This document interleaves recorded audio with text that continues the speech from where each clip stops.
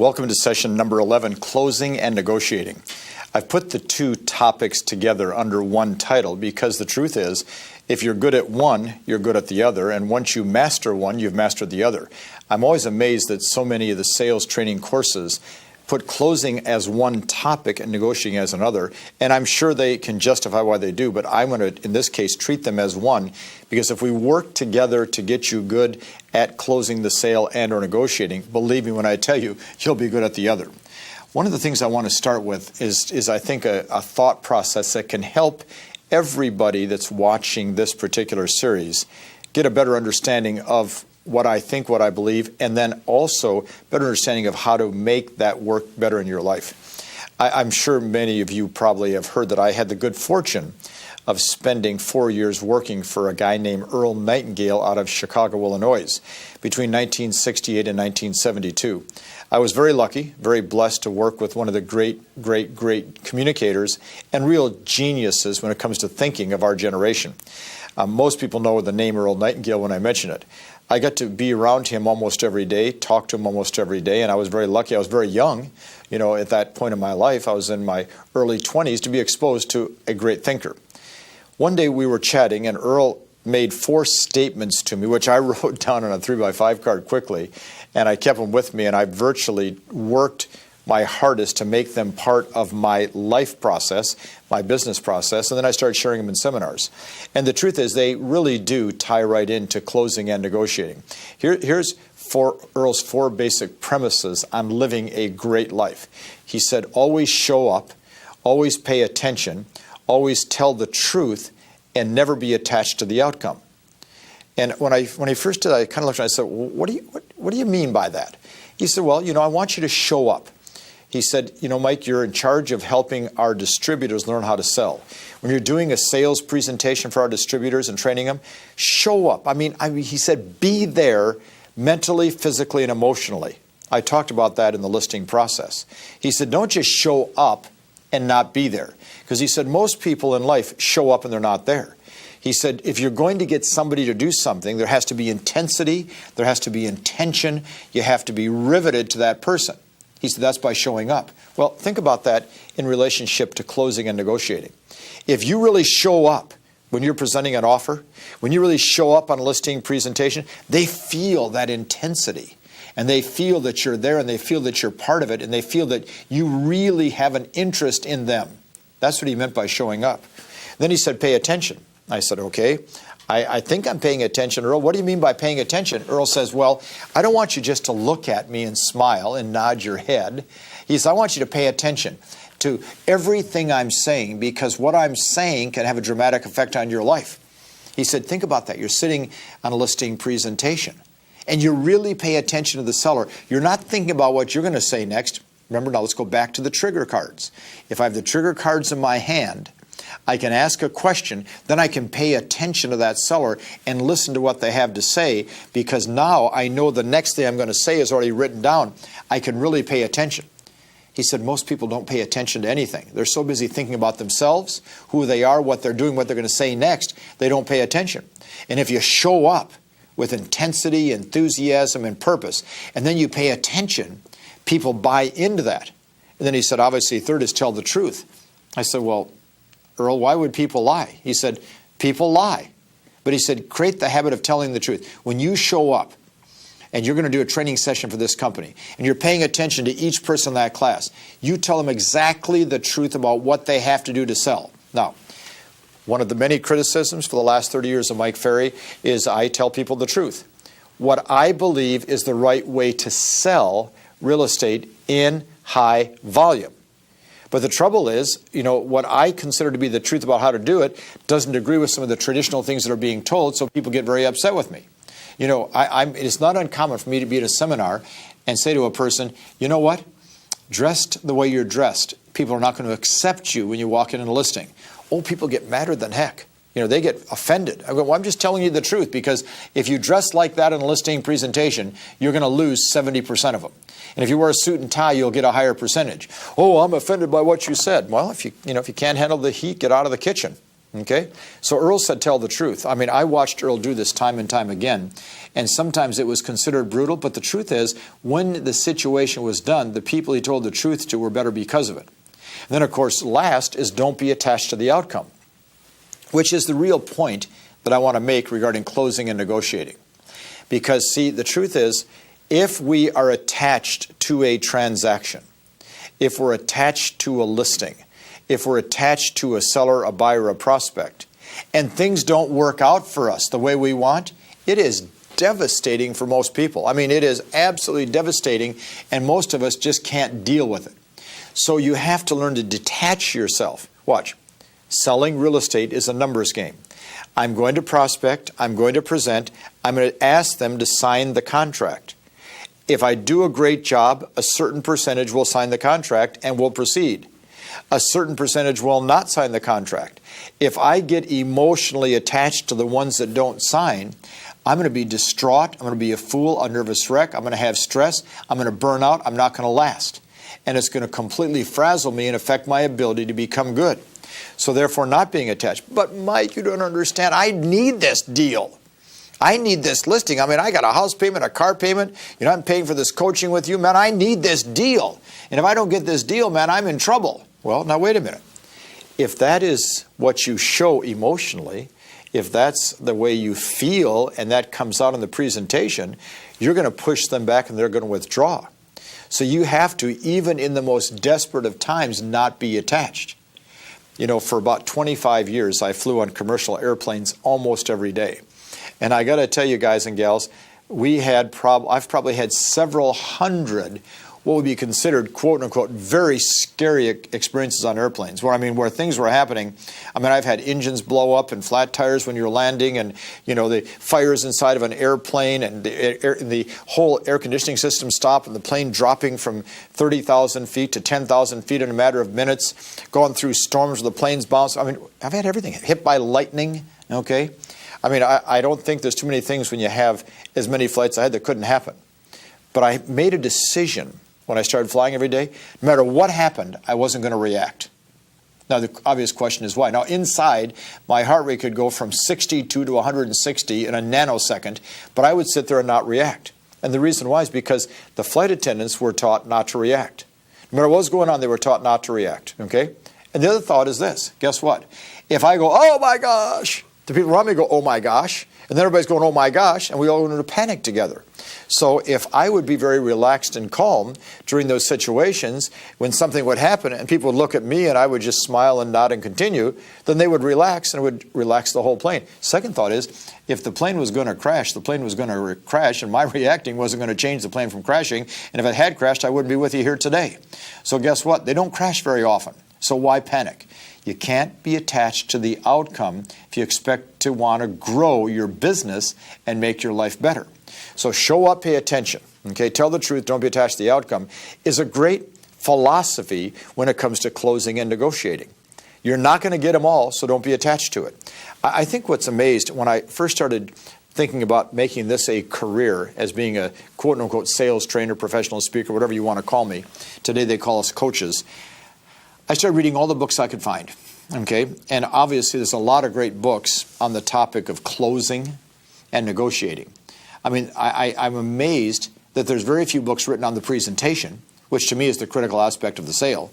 But when you go to Barnes & Noble or you go to these bookstores, and in the business section, I mean, there's book after book after book. You go online, you find, I mean, there's thousands of books. Becoming a great closer, closing the sale hard, becoming strong at closing. I mean, I was amazed. You know, negotiating your way to the top, becoming the best negotiator in town, negotiating 100% of the contracts to get signatures. And I'm going, wow. I mean, and then I started looking at a lot of my friends that were starting speaking businesses like mine back in the early 70s, and so many of my friends were doing seminars on negotiating, you know, closing and negotiating, because, you know, the truth is, it is kind of a fun topic. Everybody goes, wow, you mean if I could become a great closer and get people to sign things real fast, I could make a fortune. So if I learn all these little closes and all these little tricks, I could get contracts signed. And the truth is, you know, seminars on closing and negotiating have always been very popular.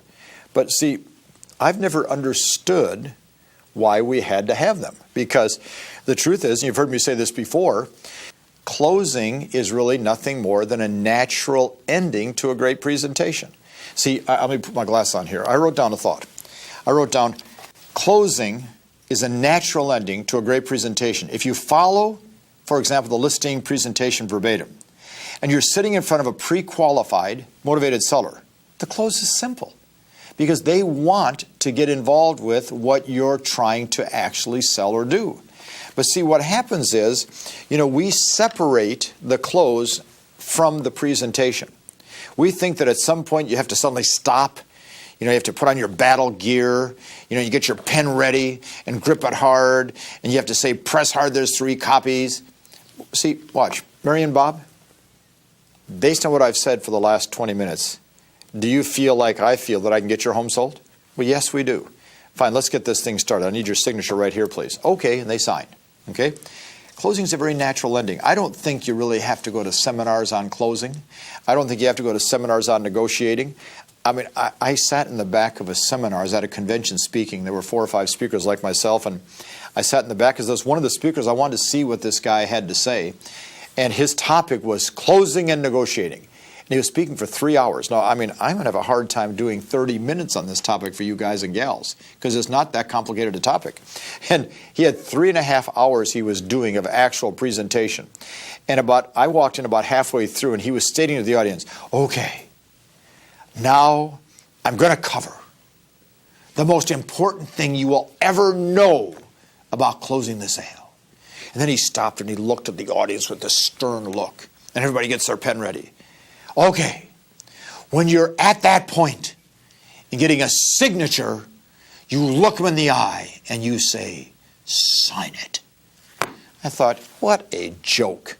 I mean, watch. What are you making a production out of? I wanted to put up my hand and say, hey, tell them to make a great presentation. Then they'll want to sign it. It's not that serious. People want to buy. That's why they have you over. They want to sell. Watch this. I wrote down, always assume they're going to sign the contract at the end of the presentation.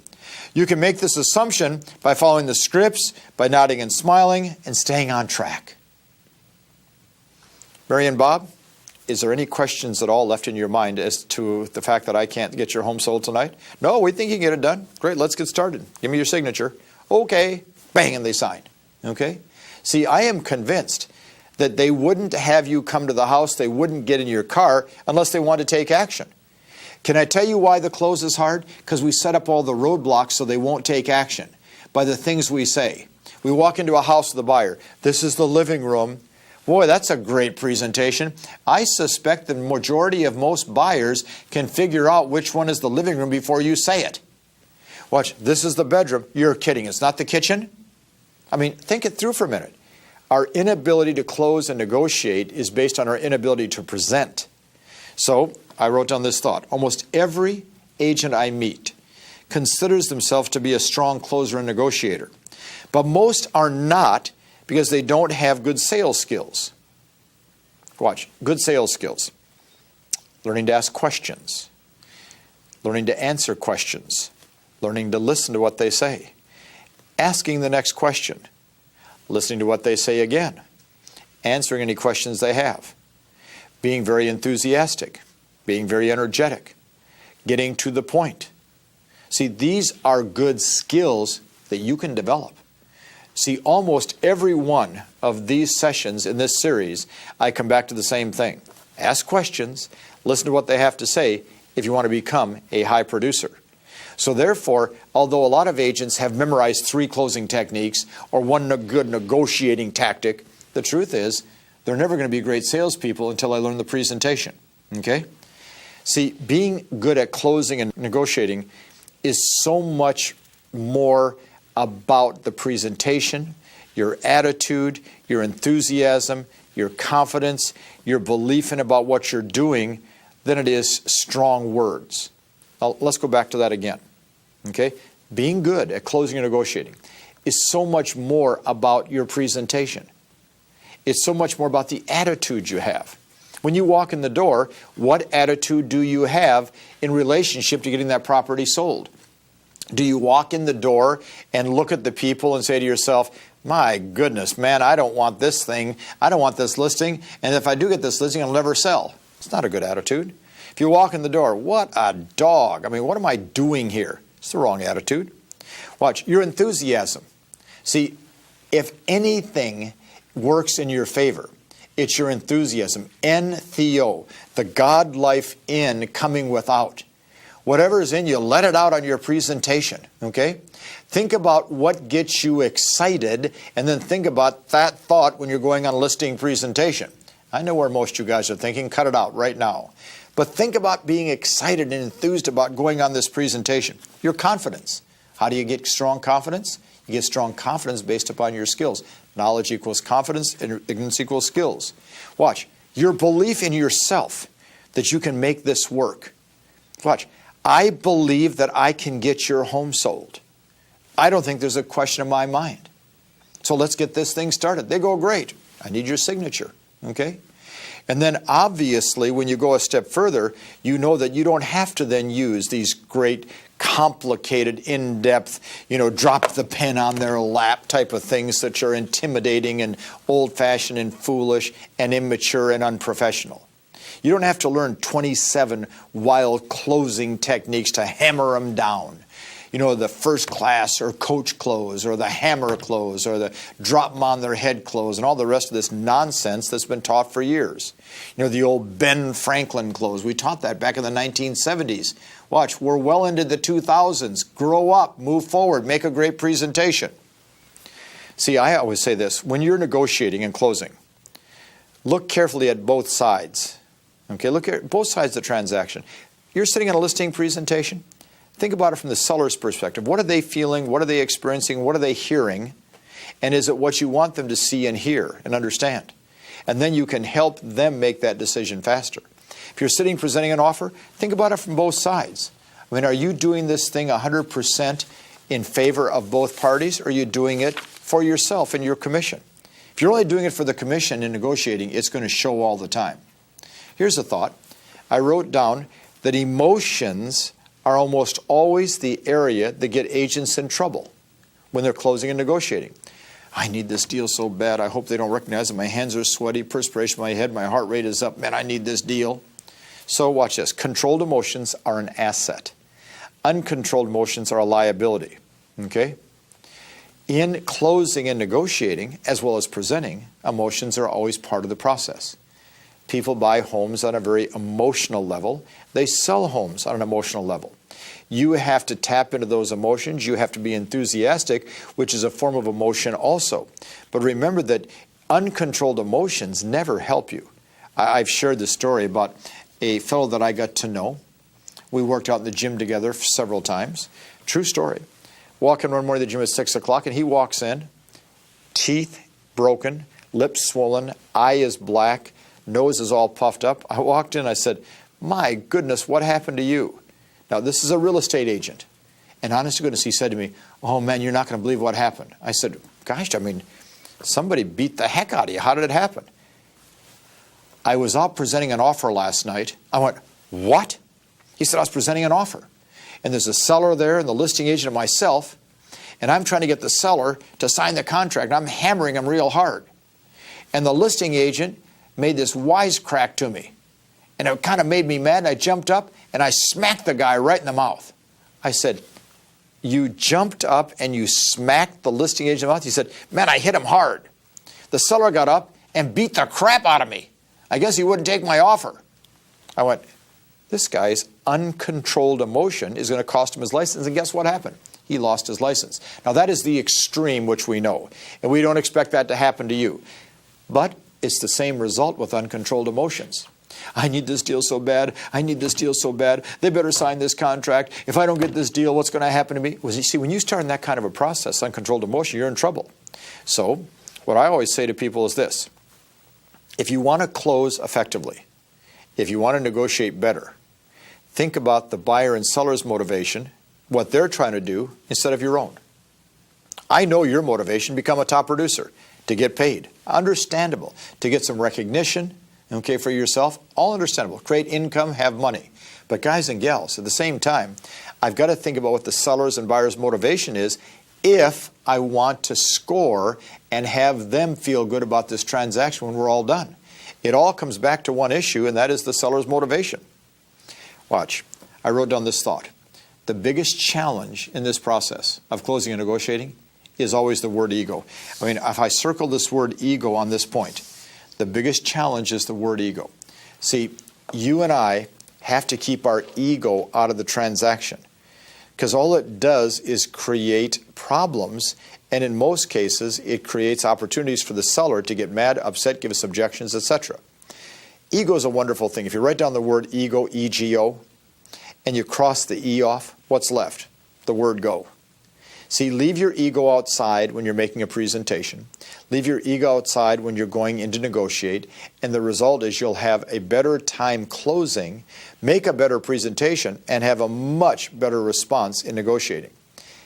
Ego gets in the way of people progressing and moving forward.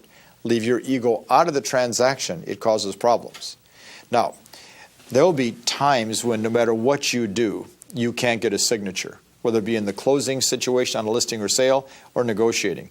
Accept the fact that you're not going to get a signature. I mean, watch, guys and gals, if you really want to understand the word rejection, start speaking and training. Because the major portion of all the people I've spoke to all these years never do one thing I say. And they never came into it thinking they can do anything I say, and they never will. So the key is to remember it's a numbers game when you're closing and negotiating. You're going to do the best you can do in every circumstance. And then the final thought, which I thought was Earl's great thought, don't be attached to the outcome. There is no advantage at all. Now here's the good news. Instead of reading 27 books on closing and 14 books on negotiating and going to 53 hours of seminars, all I want you to think about in closing and negotiating, presentation, presentation, presentation. Strengthen that presentation and the close will come easily. Strengthen the presentation and all negotiations take care of themselves. Watch. Don't be attached to the outcome. You're not going to get them all. You can get most of them through a great presentation. Work on the presentation to become a great closer and a great negotiator. Have some fun with these ideas.